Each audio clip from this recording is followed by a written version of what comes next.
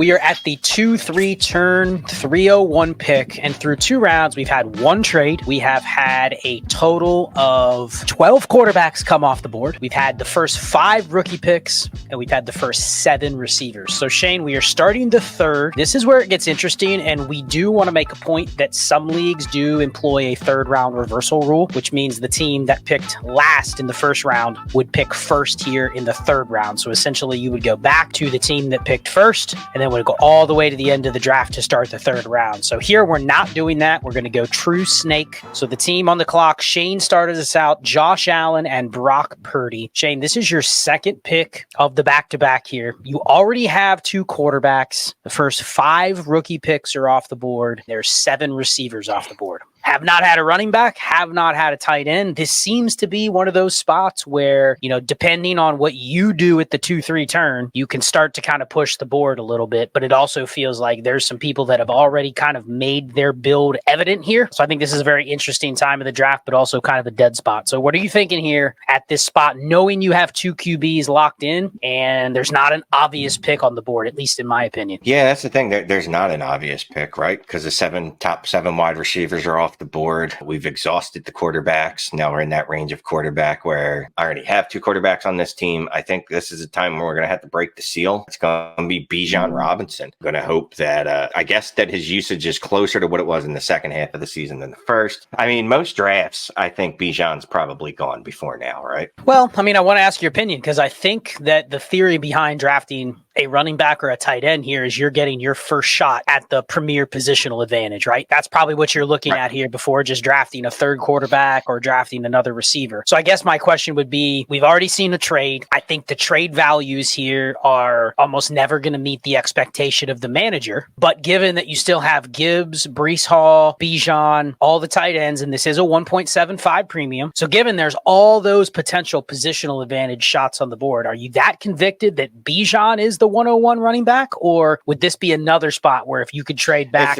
5 spots and you could still get Jahmyr Gibbs but get a 2-round bump up from 8 to 6, would you still do that? And that doesn't seem like a lot of value on paper because it's a 2 for 2 and you're giving the person that's trading up exactly what they want. How do you feel about that? I mean, here's the thing though, right? A 2-round bump from the 8th round to the 6th round could be the difference between trading one of those picks for a 25 first. You might be able to still trade a 6th round draft pick for a 25 first. And looking at the players on the board, going through a couple of real startups, I'd be okay with that. So in a real life scenario, yeah, I'd probably, if I'm anywhere in this 3rd round and I've got my quarterback set, I'm probably looking to deal out. I don't care if I ended up with Bijan, Breece, or Jahmyr Gibbs. And they're interchangeable for me. Gibbs, obviously, I have a little more confidence in. I've already exempted him from my running back hatred. Any of those 3 would do. So if someone came to me with a fair offer here, like you said, even if it was just a swap 8 and 6, I'd be on board with that. I think the same goes if you're drafting a tight end. You have to figure out what your elite tier is, whether it's 2 players, 3 players, but the principle being, if you say you have 3 running backs you would consider to be an anchor, doesn't really make sense to just pick unless you've explored the opportunities to trade back even 2 spots. Well, at 302, it is my turn. This team has Patrick Mahomes and Garrett Wilson, so they didn't follow along with the take the 2nd quarterback at this spot. They opted to go with a receiver. So now we are back looking, okay, tons of quarterbacks off the board already. There's at least 3 teams that started without a quarterback. Now there's some teams that have rookie picks, but I know behind me, there's 2 teams that went receiver. So you got to figure they're going to be looking to take one of those next tier of quarterbacks. Then there's a couple teams that went receiver, rookie pick, or all rookie picks. So right there's quite a few teams on the back half of the draft that you could justifiably say are going to target the quarterback. So I think you have to do an analysis of who is in your next tier of QBs that you're willing to take right now. There's a laundry list of names. There could be 3, there could be 6. I'm probably going to go the same direction that you did and just gamble that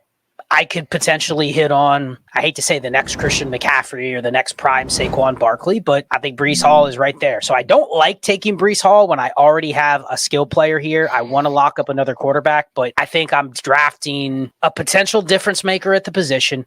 And I'm also drafting what I think is one of the few running backs that has the name value to where if he goes out and smashes early on, there's still flexibility with this running back. You get down into the RB 6, 7, 8, there's no flexibility there. There's still very limited demand. So I'm going to follow suit with you and draft Breece Hall at this 302 pick. And part of what I'm doing here, Shane, is I'm kind of daring the other people behind me to draft the quarterbacks that I'm sitting here going, man, do I really want to draft QB 13 when I'm going to end up getting QB 18, knowing they're probably not going to be that many that come off the board. So I'm going to go Breece Hall at the 302. You are up at the 303. So where are you going with this selection, Shane? Yeah, looking at the quarterbacks, you're in a position where none of the quarterbacks are that much of difference makers compared to the others in this range, except for one guy. And my thinking here is, look, if you're going to risk taking a running back, you might as well just take a running quarterback that can give you that output as well, even if there's risk involved. I'm going to go Justin Fields. But Justin Fields and CJ Stroud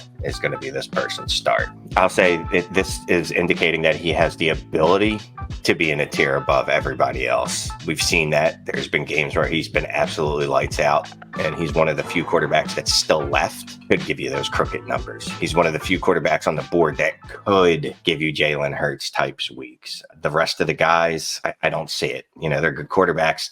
I don't know that they're needle movers, though. Well, I am up. Jalen Hurts and Jordan Love were the selections at the 4 spot. Here's what I might be willing to do in a startup draft, especially if I have a portfolio of leagues. And it would be turn around and draft a third QB here and really just disrupt the flow of the league. Now, this is a mock exercise where you and I are making the picks back to back. So clearly there's going to be the same 2 decisions makers that are picking all the rest of the picks through the 4th round. But you would agree here, if this team had the stone to go, you know what, I'm going Dak Prescott. With the theory being, they didn't know they were going to get Dak Prescott in this spot. Whoever your QB 14 is, because that's where we're at. Let's say it's Tua, it's Dak Prescott, whatever, whoever it is. For me, it would be Dak Prescott based what's on the board. But if I took Dak Prescott here, here's what I've done. I get to sit back over the next 14 selections, and I bet you there's at least 2 reaches at QB where I go, there's no way in an existing league you would trade away some of the skill players or the draft picks available for that QB. So you'd see some of that. Don't you agree? There will be a couple teams in a random startup that panic and they just have to draft, insert this QB. The second thing is it actually frees me up now. If there's a team that is sitting at a draft pick that they took earlier thinking that's going to be a quarterback, say it's the 104. I now have the freedom to go, all right, I have Jordan Love and Jalen Hurts to trade as well. Because I'm happy with Jordan Love and Dak Prescott. I'm happy with Jalen Hurts and Dak Prescott. So it gives me flexibility with what I think is probably the only other assets out there that are going to have some demand and some trade flexibility. There's receivers on the board that have trade demand, but they don't really have premium trade demand at this point. So I'm wondering, should I upset the apple cart here, Shane? What do you think? You know how I feel about this, right? So I'm going to try to put myself in the mindset of this person that's dealing here. This does put them in a situation where I don't want to just turn around and be like, oh, I like Dak now. But Dak's fine, right? Dak's Kirk Cousins,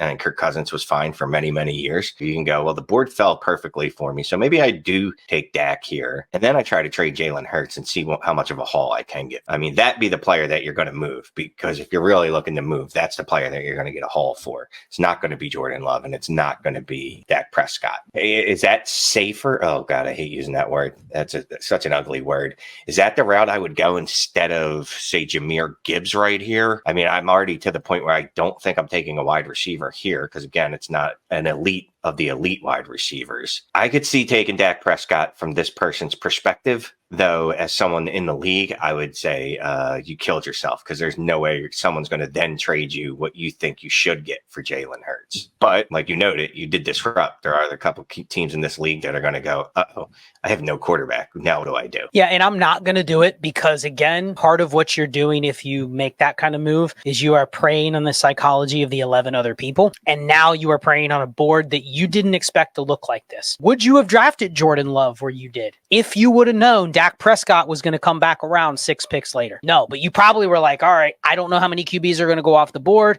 There's only maybe 3 or 4 more in this tier. I'm going to take the second one, not knowing that there would only be 2 taken in the next 6 picks before I pick again. Boom, now I have Dak Prescott. So that's part of the theory, is you're ensuring in case the board doesn't go your way, but now that it did go my way, I would gain some extra value by, even if I don't don't get a haul for Jalen Hurts. Here's the thing. If I don't get a haul for Jalen Hurts, but the team that has the 101 doesn't want Jalen Hurts, but the team that has the 103 now says, hey, I'll give you the 103 rookie pick and a 6th round startup pick for Jalen Hurts. Right there, you've just created some value because now that 103, you can move that back, you can take a non-quarterback, and you've picked up an extra piece. So it's turning a pick you made way back in the first, not knowing what it's worth in this league, into a potential leverage deal. So I'm not going to do it only because I don't think you or I are going to fall into the trap because we're the only ones here. But there is traps like this you can set at certain places in the board if you have 11 different managers and you don't know how all they're going to build. So I am going to go Jahmyr Gibbs, but that's just because he's the last running back that I think is a true difference maker, but also a young asset that's going to be coveted. As long as he's good, is going to be coveted by everybody in the league because he's still young. I know McCaffrey's still out there. There's a couple other players that are close, but it feels like if Gibbs continues on the track that he was, he could be seen as the next Kamara, the next McCaffrey, and people will covet that for a couple years down the road. So I'm going to go Jahmyr Gibbs with the 304. I'm going to pass on Dak Prescott. You are up. This team has Lamar Jackson and AJ Brown. Is this where Dak comes off the board right here?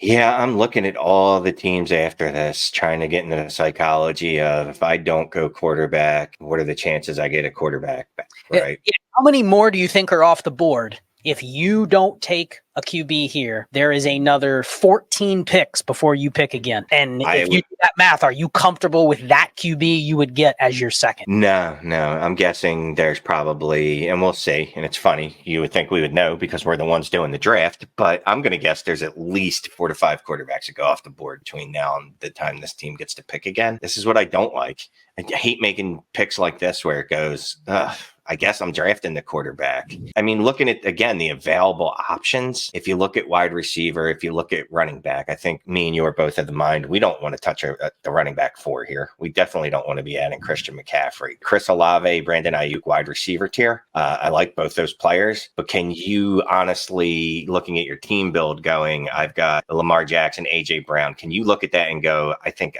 I'll take Brandon Ayuk over Dak Prescott? I don't think you can here. Not the way that this team started. No, because that's what you banked on when you went receiver in the second round. You were banking that one of those next tier of QBs that you didn't feel comfortable taking a whole round earlier would fall back to you, which it did, fell right into your lap. And you also got a top tier receiver with your pick. You didn't go down a tier like you would have. You probably like the combination of Lamar Jackson, Jordan Love, and Brandon Ayuk less than you like what that team has right now, right? If you had to put the three pieces together. So it worked out for you, but you can just see with that pick, what would you have done had Dak come off the board? Would you have lived dangerously and just gone Jahmyr Gibbs for the asset, or would you have just gone next QB up? That would have gone Gibbs. That's one of the people that can put up a crooked score, even if its position's not exactly the position we want it to come from, quarterback or wide receiver, because of, less concerns about injury, blah, blah, blah, more insulation. Yeah, that would have been Gibbs. Like, there wouldn't even have been thought about going quarterback. That would have been, okay, we're gonna see what quarterbacks, how late I can push this back and see how good of a quarterback I can get going as late as possible. Yeah, it's the ebb and flow. You get into this range of the draft, it's almost like the teams with the QBs are daring the other teams to reach on them, and then the teams without the QBs are daring the guy with Brock Purdy or girl with Brock Purdy and Josh Allen. Hey, do you want to take a third shitty QB just to spite me, or do you want to play it out and build your team? Because if you do that, you're going to probably be leaving me a Geno Smith in the 7th round, 6th round, and I'll happily take that there compared to what you paid for Brock Purdy in the 2nd. So Shane, you are up again, the team that has CJ Stroud and Justin Fields. So 2 Ohio State receivers, or quarterbacks. Are you going to go an Ohio State receiver here, Shane, to make it a trifecta? I feel like it's almost, you don't have a choice, right? You always have a choice. You could, but also this team could go, Justin Fields leaves me in a very iffy position. And yes, I built the draft. I drafted the team, and I've known the blame that for that. But maybe I need to buy something that I can resell in the season if Justin Fields poops all over himself in his new situation. I think I'm just going to go ahead and take Tyreek Hill for the hope that, one, if Justin Fields is giving me spike weeks, Tyreek's still giving me spike weeks, everything's lovely. I don't need to worry about it. If things start going poorly quickly, I can start thinking about 2025.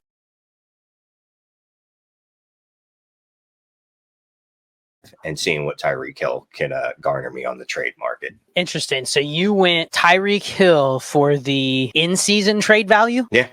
Plus the potential positional advantage compared to the other receivers on the board, which I don't think any of the receivers on the board can score 25 points per game. Probably not. Interesting. Why Tyreek Hill over McCaffrey? That's a good question. I mean, you could go either way, but Tyreek Hill would be an easier sell in season, I think. Even though at this point we're in his final 2 seasons from what he told us, I still think he's an easier sell than a running back, as great as Christian McCaffrey is. Plus, there's always the injury. Just one hit, Christian McCaffrey is literally a sprained ankle away from having no value for 8 weeks next year. The only pushback I would say is what is going to predicate Tyreek Hill or Christian McCaffrey from not being able to be resold? I mean, other than failure? An injury? Failure? Yeah, an injury. Right? Yeah. And what would allow them to be sold during the season? Why would someone go, dude, I'm going to give you 2 firsts for those guys during the season? What would have to be happening for that to happen? I mean, they're going to have to be top 2 scoring at their position, top 3. Now, if that's the case, because you're basically drafting Tyreek Hill for the, if things go wrong, I can sell him. But you're kind of betting that things go right for him, and then you might be able to sell him. Right. But if things go right for both, which one would you rather have? Be McCaffrey, right? In theory, I guess. No, he's still a running back. I'm still going to go wide receiver. I'm still going to take the wide receiver. And what's funny about this is I have a wide receiver that's put his own expiration date on his career. I literally have a wide receiver that said, I'm playing 1 more year after 2024, who says I got 2 more seasons left. And I still feel safer than dealing with a running back. I mean, that kind of speaks to Dynasty, though, because Travis Kelce's, in a way, kind of done the same thing. Tom Brady did the same thing, but even going into the last Tom Brady year, it was like, man, I'll still take him in like the late first. You know what I mean? Give me 1 more year, and I don't care if he's done after this year. So, interesting. So, you're up next again. This is the team that started with 2 receivers, Justin Jefferson and Puka Nacua. Now, are you going to continue to live dangerously and not follow the QB trend, or what are you doing here? I mean, here's the problem. So the next best QB available at this point is Tua? Tua. You're getting down to Tua. You're getting down to Jared Goff, getting down to Bryce Young, Deshaun Watson. I mean, it definitely feels like a tier break. And, Keep Trade Cut has a clear tier break after QB 15. Tua is the only one that's in that tier above the rest of them, right? And that's kind of feels like this is how you make everyone in the draft behind you chase quarterbacks, right? Like overdraft these quarterbacks that are kind of all the same guy. Obviously, you don't want to be left out of this tier and ended up getting, as much as I like them, Deshaun Watson and Bryce Young and going, all right, that's what we're going to try. Ooh, this is hard. I don't like Tua. I'm going to assume this person drafting here doesn't like Tua. This person is just going to go, you know what? All balls out. I got to live with it. This is how I build it. Hopefully I'll get a couple quarterbacks later, like Bryce Young and Deshaun Watson. Like I just lament it, but let's go Christopher Olave. Chris Olave. Okay, so you are taking the wide receiver 8 off the board, Chris Olave. So question for you here. We did a video on Manic Chill talking about the top 6 picks, or we kind of talked through the rookie picks 1 through 12, and we had a tier break at the 106-ish. Assuming the tight end 1, Brock Bowers, is probably going to be included in there, or at least the potential of the 6th player, whether it be a receiver, whether it be Brock Bowers, right? But that 106 has been lingering on the board, Shane, for a while here. What was your thought process? Because I know you looked at that 106. You've probably looked at it a couple times. What is your hesitation to pull the trigger on the top 6 when we alluded to the people that, hey, it's a top 6 pick? Is it because, are you assuming that is Brock Bowers and there's not a tight end off the board yet? So you're going, I don't know. Or what if it's not Brock Bowers? I mean, what if it is Malik Neighbors or Drake May and they fall, and all of a sudden you're sitting here going, I got a gift with the 106 and I got Drake May when someone else has already taken Dak Prescott. You know what I mean? Justin Fields. It feels like you need too much to break your way for that to be Malik Neighbors. Brock Bowers would be a fine consolation pick there. I just think I'm still high on Olave, the guy drafting here, not me specifically. Still high enough on Olave.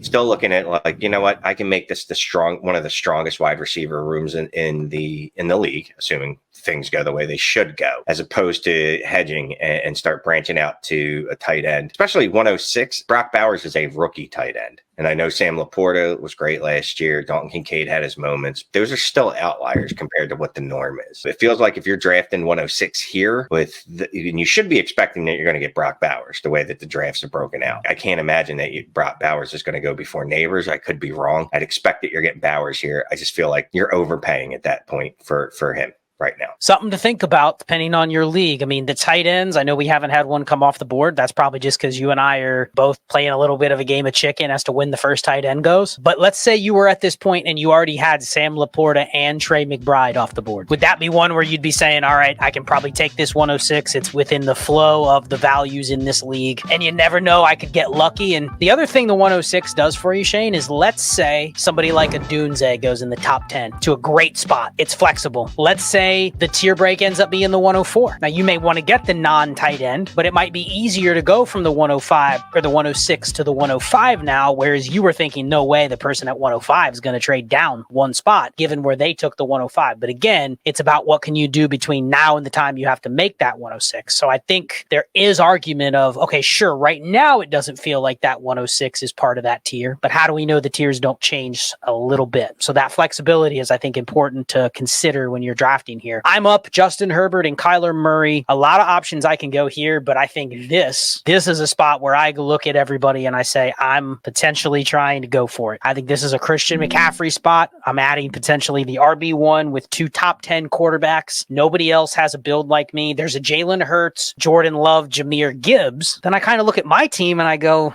this one might be even better. You know, it's the exact same thing almost. Like they're almost racing with the same kind of build. So I'm going to go Christian McCaffrey here with this selection. It is the 4th running back off the board and really the first old running back or an old player besides Tyreek Hill that has gone off the board.